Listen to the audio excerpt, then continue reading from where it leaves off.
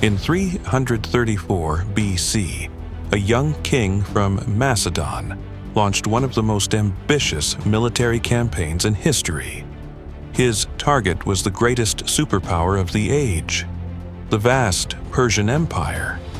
Alexander was only 20 years old, yet he commanded his army with remarkable confidence, leading them from victory to victory across lands few Greeks had ever seen.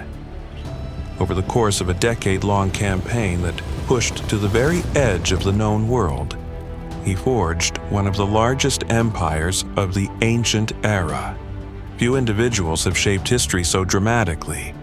To many Persians, he became known as Alexander the Accursed. In the West, however, he would be remembered by another name, Alexander the Great.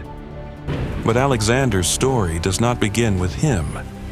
To understand his rise, we must uncover the hidden layers of history that came before. From the early 5th century BC, the rugged lands of ancient Greece became a stage for extraordinary developments in philosophy, art, politics, and warfare. Among the many independent city-states, two stood above the rest. Athens, a powerful naval state, fostered democracy, drama, architecture, and intellectual life. Sparta, by contrast, was a rigid, militarized society, feared for its disciplined army and uncompromising way of life. In 480 BC, these rival powers united against a common enemy, the invading Persian Empire.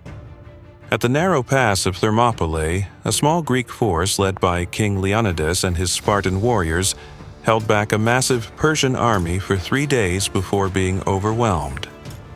Soon after, in the Straits of Salamis, the Greek fleet achieved a decisive naval victory. Yet Persian forces still burned parts of Athens, including the sacred temples of the Acropolis. The following year, at the Battle of Plataea, Greek armies won a decisive land victory that finally forced the Persians to abandon their invasion. What followed was the golden age of classical Greece, a flourishing of culture and power. But beneath the achievements, rivalry simmered. Rising tensions between Athens and Sparta eventually erupted into the Peloponnesian War, dragging the Greek world into decades of destructive conflict. Nearly a century of warfare left the city-states weakened, divided, and vulnerable to a new rising power from the north. For centuries, many Greeks had viewed the mountainous kingdom of Macedon as a backward frontier, barely Greek at all. That perception changed dramatically under King Philip II. Philip transformed Macedon into a formidable military state. Among his most famous reforms was the introduction of the sarissa, a pike nearly twice the length of the traditional Greek spear. Wielded by highly trained infantry, fighting in tight formation, the Macedonian phalanx became one of the most effective battlefield systems of the ancient world. In 338 BC, at the Battle of Chaeronea, Philip's army defeated the combined forces of Athens and Thebes. Through a mix of diplomacy, alliances, and conquest, he secured dominance over much of Greece. After the victory, he united the Greek states into a coalition known as the Hellenic League, or the League of Corinth, with Philip as its hegemon, the supreme commander of a planned pan-Hellenic war against Persia. Only Sparta refused to join. Philip began preparing for a massive invasion of the Persian Empire, an enemy once feared, now seen as vulnerable and rich with opportunity. But just as the campaign was about to begin, Philip was assassinated by one of his own bodyguards, a victim of court intrigue. The crown of Macedon now fell to his 20-year-old son, Alexander. Brilliant, restless, and fiercely driven, Alexander had been shaped by the teachings of the philosopher Aristotle. Raised on epic poetry and the legends of heroes, he saw conquest not only as war, but as destiny. Already an experienced commander, he inherited his father Philip's grand vision, an invasion of the Persian Empire. But before he could march east, Alexander had to secure his throne. Potential rivals were eliminated, uprisings across Thessaly and central Greece were crushed, and Macedonian authority was reasserted with ruthless speed. When the city of Thebes rebelled, Alexander delivered a devastating warning to the Greek world. The ancient city was destroyed, and many of its inhabitants were sold into slavery, a harsh reminder of the price of defiance. By the spring of 334 BC, his rule was secure. At the head of an army of roughly 40,000 men, Alexander crossed the Hellespont into Asia Minor, the opening move in one of the greatest military campaigns in history. At the center of his army marched nearly 9,000 Macedonian phalangites, professional soldiers armed with the 5-meter sarissa. 16 ranks deep, they formed a dense wall of spear points, nearly unstoppable from the front, yet vulnerable to attacks on the flanks or rear. To protect those exposed sides stood around 3,000 elite hypaspists, commanded by Nicanor, son of the veteran general Parmenion. Behind them marched approximately 7,000 Greek allied troops and 5,000 mercenaries, heavily equipped in the traditional hoplite style, carrying large round shields and shorter spears.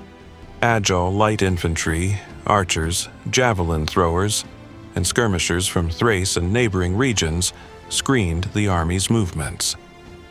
The decisive striking force, however, was cavalry.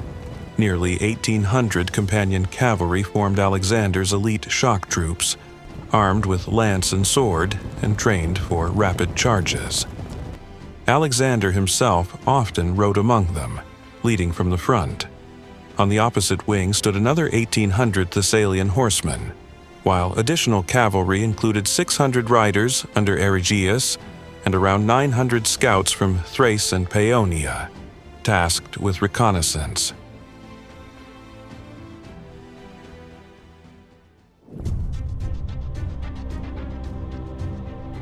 Across Asia Minor, the Persian Empire prepared to respond.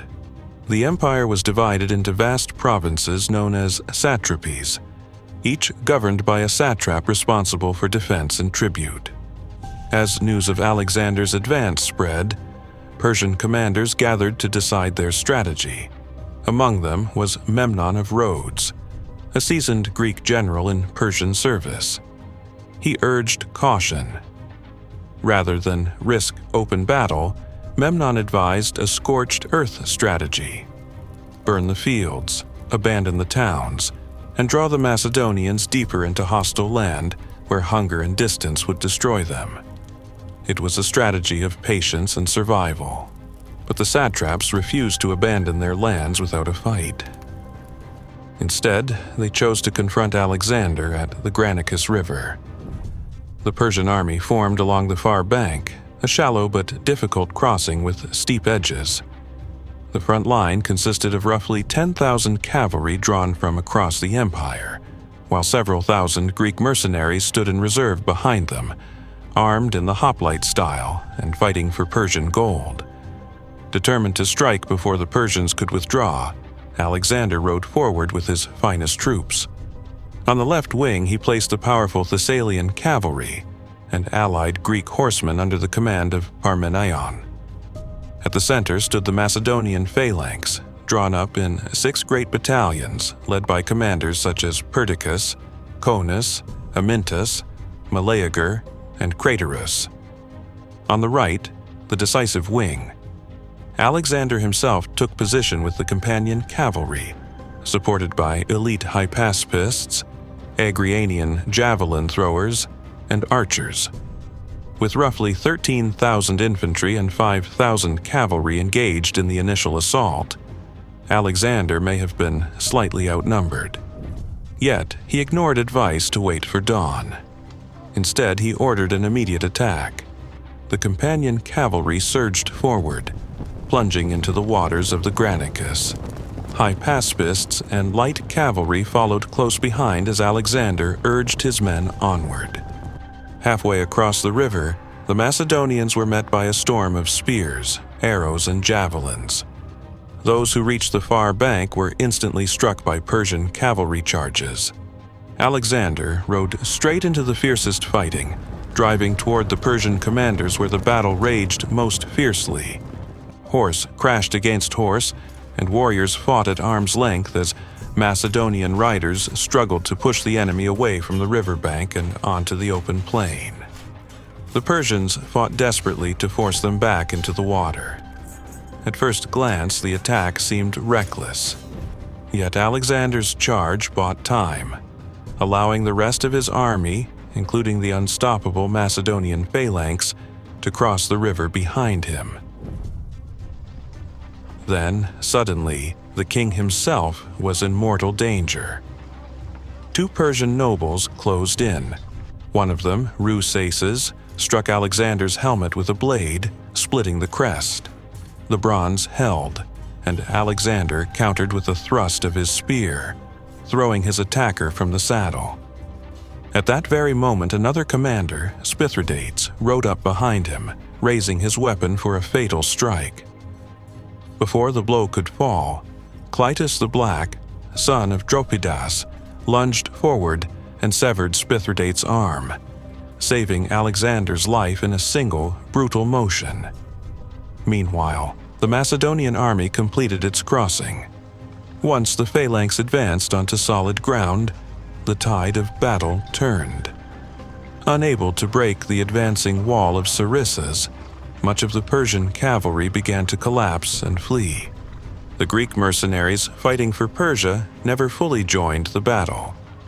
Whether driven by fury, strategy, or desire to make an example, Alexander refused their pleas for mercy. Surrounded on all sides, they were overwhelmed and destroyed. The Battle of the Granicus ended in a decisive Macedonian victory. Asia Minor now lay open before Alexander, yet the Persian Empire remained vast and powerful. Its resources were already gathering against him, and if Alexander sought to claim his place in history, he would soon face the man who ruled it all. Darius III, the King of Kings. Wasting no time, Alexander pushed deeper into the empire. When he approached Sardis, the capital of the Persian province of Lydia, its commander surrendered without a fight, a symbolic blow to Persian authority in the region.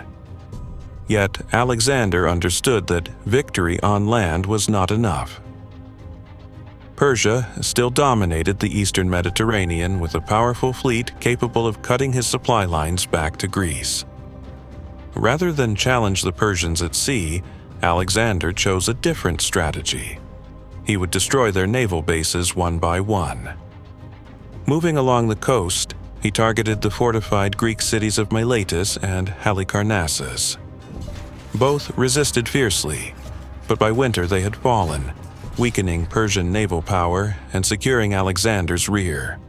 In the spring of 333 BC, the Macedonian army advanced deeper into Lycia and Phrygia.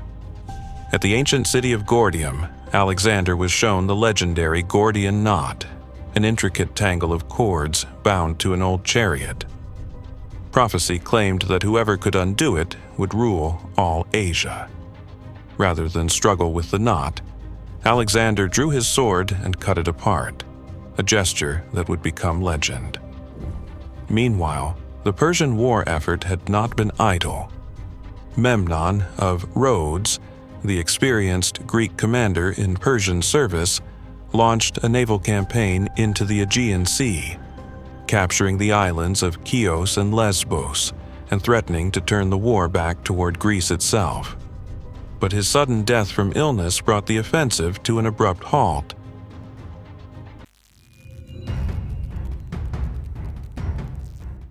Nearly 18 months had passed since Alexander crossed the Hellespont. Now, he led his army south into Cilicia, preparing to cross the mountain passes toward Syria. Yet, as the Macedonians advanced, news arrived that would change everything. Behind them, to the north, a vast Persian army had appeared, led not by satraps, but by the great king himself. Darius III had come to war. Darius III was determined to trap and destroy Alexander's army. With forces that may have outnumbered the Macedonians nearly 2-1, the Persian king moved to cut off Alexander's line of retreat. The armies met on a narrow coastal plain near Issus, squeezed between the mountains and the sea. It was a battlefield only a few kilometers wide, forcing Alexander to fight, but also preventing Darius from fully using his numerical advantage. The Persian army was vast, perhaps numbering close to 100,000 men by some estimates. Warriors from across the empire stood beneath Darius's banner, including his elite royal guard. 10,000 chosen soldiers often remembered as the Immortals. Strong cavalry units gathered on the Persian right near the shoreline, where the ground favored mounted combat. In the center stood Greek mercenary hoplites, while Persian infantry extended across the left. Alexander deployed his army with familiar precision. On the left wing near the sea, he placed Parmenion, supported by Greek cavalry and infantry. At the center stood the Macedonian phalanx, its ranks bristling with sarissas. On the right, near the foothills, Alexander positioned himself with his strongest forces: Agrianian javelin throwers, archers, hypaspists, and the companion cavalry. Seeing the massive Persian cavalry threatening Parmenion's flank, Alexander reinforced the left with the Salian horsemen before the battle began. Darius held his position behind the small Pinarus River, waiting for the Macedonian attack. He did not wait long. Alexander rode along the line, calling to his soldiers by name, urging them toward courage and glory. Then, leading the right wing, he launched the assault. Once again, the speed and aggression of the Macedonian advance forced the Persian front to recoil. Yet in the center, the phalanx struggled to keep pace with Alexander's rapid maneuver. Gaps opened in its formation, and Darius's Greek mercenaries seized the opportunity, driving into the Macedonian ranks. For a moment, the phalanx began to fall back under the pressure. Seeing the danger, Alexander wheeled his cavalry inward and charged directly toward the Persian center. Threatened from the flank, the mercenaries faltered, allowing the phalanx to regroup and resume its advance. Through the chaos, Alexander fought his way toward Darius himself. But instead of facing the Macedonian king, Darius turned and fled the battlefield in his royal chariot. Meanwhile, on the Macedonian left, Parmenion's forces fought desperately against the strongest Persian cavalry. Had the Persians broken through there, they might have surrounded Alexander's army and turned victory into disaster. Yet, Parmenion held the line. When news of Darius's flight spread across the Persian ranks, resistance collapsed. The battle turned into a rout. Later, one Macedonian officer, Ptolemy, would claim that so many Persians fell that their bodies were used to fill a ravine so the army could cross.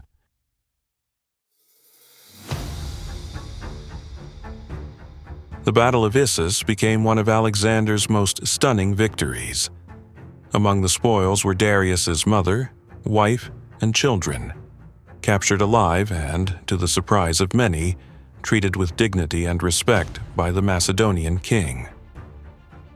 With the Persian army shattered, Alexander turned his attention to the western provinces of the empire, determined to secure the Mediterranean coast before advancing deeper into Asia. In the following year, 332 BC, the coastal cities of Phoenicia began to submit to Alexander, weakening Persian naval power across the eastern Mediterranean. Yet one city refused to yield, the island fortress of Tyre. The defenders of Tyre fought with determination and skill. as Alexander ordered the construction of a massive causeway stretching from the mainland toward the island. Protected by towering siege engines, the Tyrians struck back with daring naval attacks, burning equipment and harassing the advancing works. For 7 relentless months the siege continued.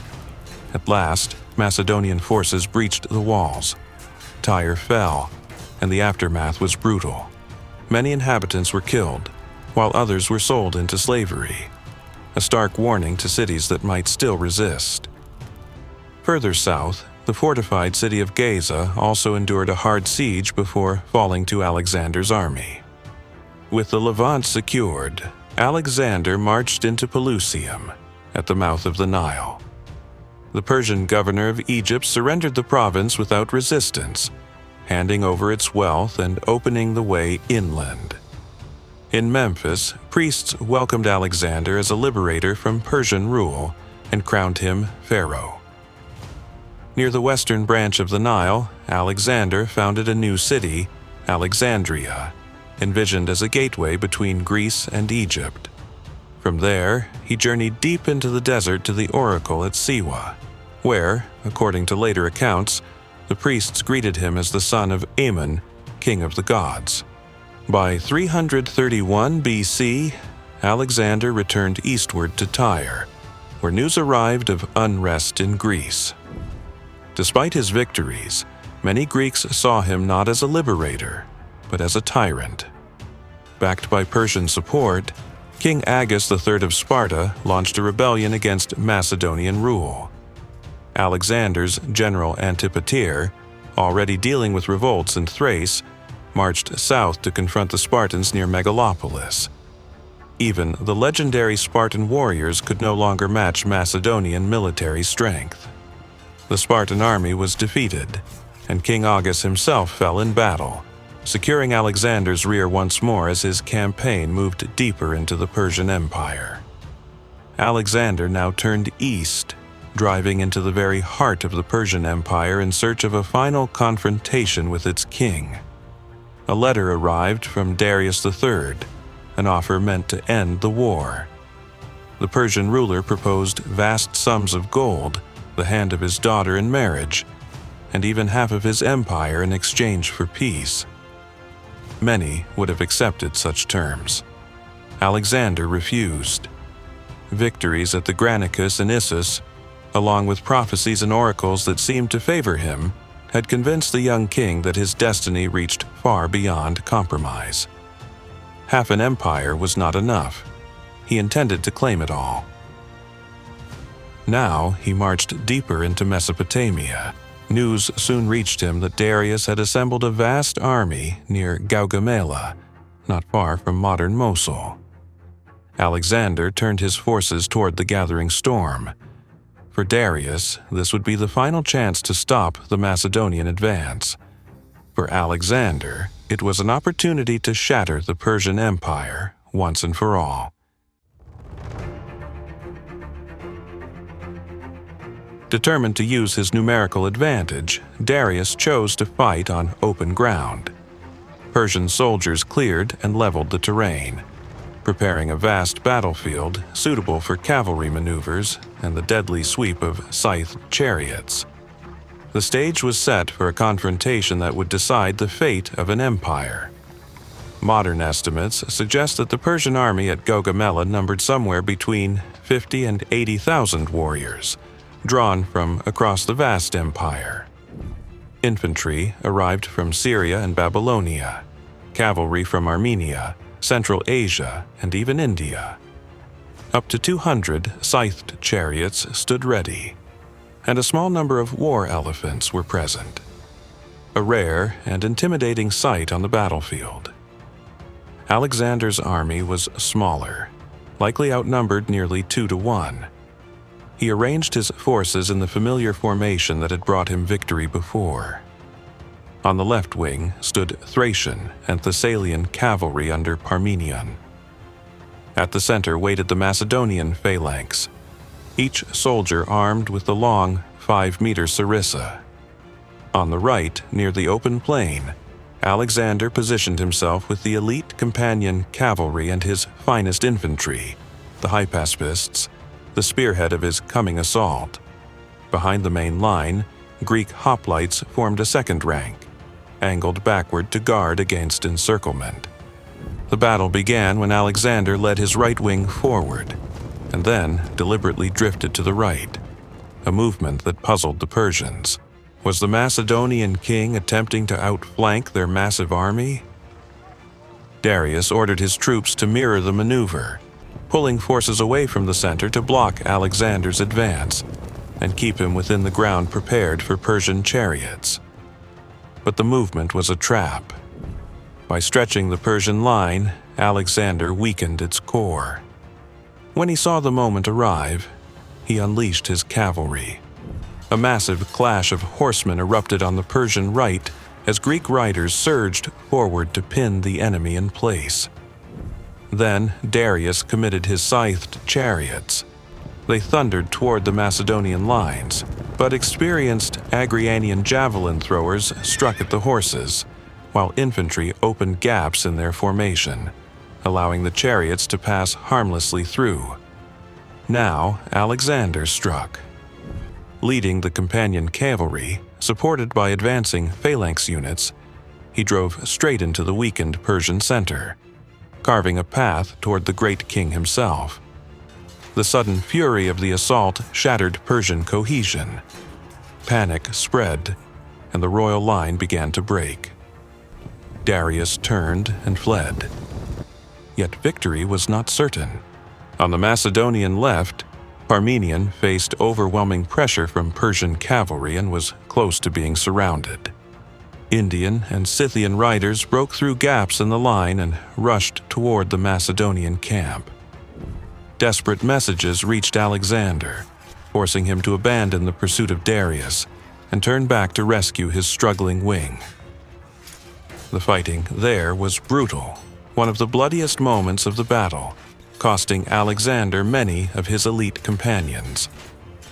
At last, as news of Darius's flight spread across the field, the remaining Persian forces lost heart and withdrew. The Battle of Gaugamela ended in a decisive and total victory. Ancient sources claim Alexander lost only a few hundred men, while Persian losses were far greater. With the great king defeated and his army scattered, the road to Babylon, the greatest city of the empire, now lay open. The Macedonian king entered Babylon in triumph, welcomed by Persian officials as the new and rightful ruler. The same scene unfolded in Susa, where Alexander claimed the treasures of the empire and took his place upon the Persian throne. Yet not all resistance had ended. In the rugged Zagros Mountains, at a narrow pass known as the Persian Gates, a determined Persian force held back the Macedonian advance for weeks. Only after discovering a hidden mountain path did Alexander manage to outflank the defenders, surrounding and destroying them. By early 330 BC, Alexander reached Persepolis, the ceremonial capital of the empire. At first, he appeared as a liberator, the heir to Darius's legacy. But in a dramatic turn, he ordered the city plundered and its great palace set ablaze, an act often seen as revenge for the Persian destruction of Athens in 480 BC. From there, he marched north into Media, where Darius had taken refuge in the royal city of Ecbatana. Determined to capture the great king, Alexander pursued relentlessly. But Darius fled eastward, hoping to raise a new army in the provinces of Parthia, Bactria, and Sogdiana. He would never get the chance. As Alexander closed in, Darius was betrayed and killed by his own satrap, Bessus, who proclaimed himself the new ruler. Alexander ordered Darius buried with royal honors alongside his ancestors, a gesture that strengthened his claim as legitimate successor to the Persian throne. With the empire seemingly secured, Alexander paused to reorganize his vast new dominions. Satraps were appointed across the provinces, and several Persian officials were left in power after swearing loyalty. Then the campaign resumed, this time toward the far eastern edge of the known world. Alexander's new goal was clear: hunt down the usurper Basis, subdue the eastern satrapies, and push beyond the limits of Persia itself. He first marched into Arya, in what is now western Afghanistan, where the satrap Sadabarzanes rebelled after pretending to submit. The uprising was crushed, and Sadabarzanes was killed in single combat by a Macedonian cavalryman. Nearby, Alexander founded Alexandria in Arya, one of many cities that would bear his name. Moving east, the campaign took a darker turn. The Macedonian court had long been shaped by intrigue and violence. Years earlier, Alexander's own father, Philip II, had been assassinated. Now, Alexander was told that Philotas, commander of the companion cavalry, had known of a plot against him, but failed to report it. Under torture, Philotas confessed. Alexander ordered his execution, and soon after, sent assassins to kill Philotas's father, Parmenion, before he could react. In 329 BC, Alexander renewed the pursuit of Bessus, founding Alexandria in Arachosia, modern Kandahar, along the way. Near Bactria, Bessus was betrayed by his own followers and delivered in chains. Sent back to Persia, he was executed as a regicide. Yet the war was far from over. Advancing into what is now Tajikistan, Alexander faced fierce resistance from Sogdian tribes and local warlords. Cities had to be stormed one by one, and the campaign turned into a brutal guerrilla war. On the banks of the Jaxartes River, Alexander founded Alexandria Eshate, Alexandria the furthest, marking the edge of the Persian world. Beyond the river roamed nomadic horsemen known to the Greeks as the Scythians. Drawing them into battle, Alexander achieved a decisive victory that secured his northern frontier. But the struggle in Bactria and Sogdiana continued, dragging the Macedonian king into a harsh and exhausting war, far from the lands he had once set out to conquer.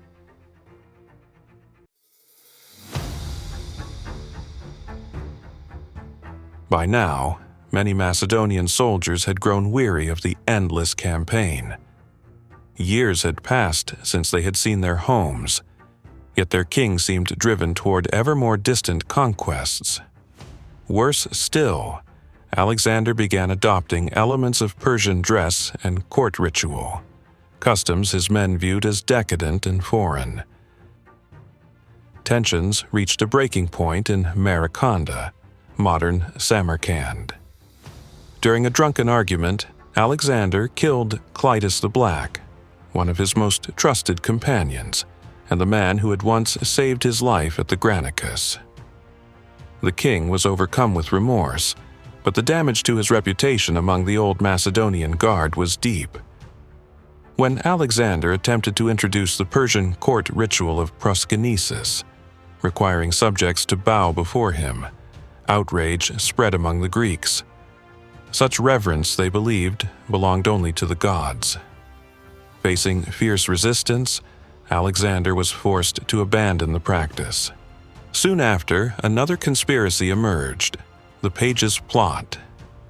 A young royal attendant named Hermolaus, angered by what he saw as injustice, led a failed attempt against the king.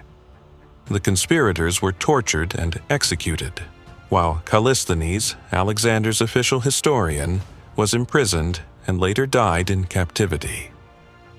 In the summer of 327 BC, Alexander married Roxana, daughter of a local Bactrian noble. The union was both personal and political, helping to stabilize the region and secure loyalty among Eastern elites. Yet, Alexander's ambitions continued to grow.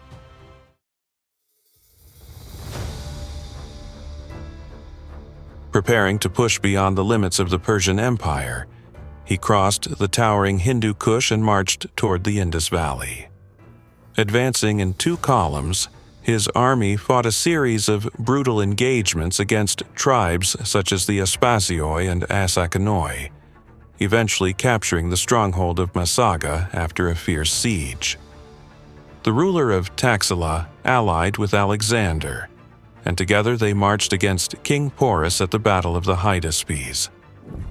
It became one of the most grueling battles of the campaign. War elephants crashed into Macedonian lines, inflicting heavy losses, yet Alexander's tactics prevailed, securing control over the Punjab. He wished to march farther east toward what Greek geographers believed was the edge of the world. But at the Hyphasis River, known today as the Bees, his army refused to continue. After years of war and thousands of miles of marching, the soldiers demanded to return home. Furious, yet defeated by their resolve, Alexander turned back. He led his forces south along the rivers of the Punjab toward the sea, a journey that lasted nearly 10 months. During the assault on the Malian capital, he was struck by an arrow in the chest and nearly died. Upon reaching the coast, part of the army under Granicus sailed back toward Persia, navigating through the Strait of Hormuz into the Persian Gulf, one of the greatest exploratory voyages of the ancient world. Alexander himself led the rest of the army across the brutal Gedrosian desert. Heat, hunger, and thirst devastated the ranks, costing countless lives. When he finally returned to Persia, the king ordered harsh punishments against several satraps accused of corruption and sacrilege during his long absence, a grim reminder that even in victory, his empire remained fragile. In Susa, Alexander staged one of the most remarkable ceremonies of his reign, a grand mass wedding uniting Macedonian officers with Persian noble families. The event symbolized his vision of a new, blended empire. Alexander himself married 2 Persian princesses, while thousands of soldiers received generous gifts and the cancellation of their debts. He also ordered the training of 30,000 youths from across the empire in Macedonian warfare, hoping to forge a new generation loyal to his rule. Yet not all welcomed these changes. At Opus, Macedonian troops mutinied, angered by what they saw as the king's growing preference for Persian customs and advisors. Alexander executed the ringleaders but then delivered a powerful speech, reminding his soldiers of the victories they had won together. The confrontation ended in an emotional reconciliation between king and army. Tragedy soon followed. In Ecbatana, Alexander's closest companion, Hephaestion, died suddenly of fever. The king was overcome with grief. For several days he refused food and ordered a period of mourning across the empire, in honor of the friend who had stood beside him through every victory. Afterward, Alexander led a swift campaign against the mountain raiders known as the Kasaans, a people even the Persian kings had struggled to subdue. Victorious once more, he returned to Babylon, where embassies arrived from distant lands: Ethiopians, Libyans, Scythians, Italians, Iberians, and others, seeking recognition from the man who now stood at the center of the known world. His Bactrian wife Roxana was pregnant, and Alexander was already planning new expeditions, perhaps into Arabia, perhaps beyond. But before those plans could begin, he fell suddenly ill. After days of fever, in 323 BC, Alexander died in Babylon at the age of 32. The cause of death remains uncertain: disease, exhaustion, or perhaps poison. What is certain is that he died undefeated in battle, leaving behind a reputation as one of history's most brilliant and fearless commanders.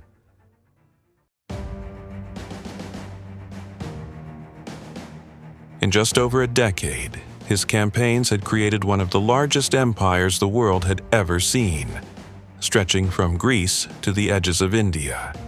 Yet, it was an empire held together largely by his own charisma and authority. Alexander left no clear successor.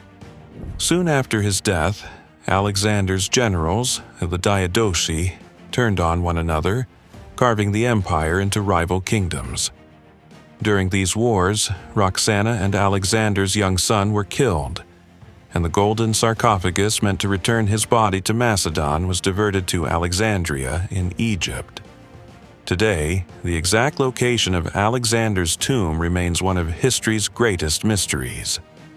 Few individuals have shaped the course of history as profoundly as Alexander the Great. His astonishing achievements ushered in the Hellenistic Age, a period when Greek ideas spread across vast regions, blending with local traditions and inspiring new developments in art, science, language, and governance. Some of the kingdoms born from his conquests faded quickly. Others endured for centuries, until, one by one, they fell to rising powers, especially the expanding might of Rome in the West. He conquered the known world, yet in the end, it was history itself that became his greatest empire.